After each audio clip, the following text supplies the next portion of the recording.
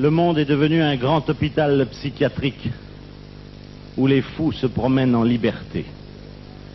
Chaque pays a élu son chef, le roi des fous. Et pour ne pas que les rois s'ennuient, on leur a donné des jouets, des petits soldats, des camions, des avions à réaction. Et les rois des fous du monde entier s'invitent entre eux pour jouer. Au cours de petits goûters, ils se comparent leurs jouets. Tu as vu mon sous-marin? Et toi, tu as vu mon canon comme il tire bien?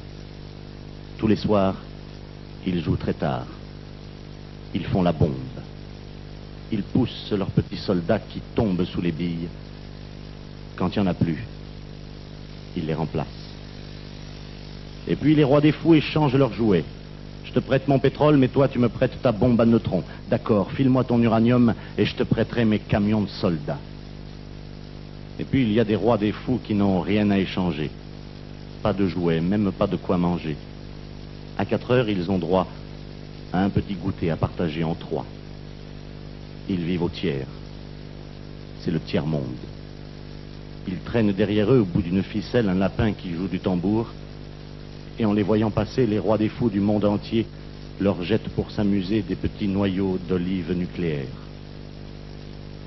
Et puis de temps en temps, il arrive un docteur qui veut soigner les fous.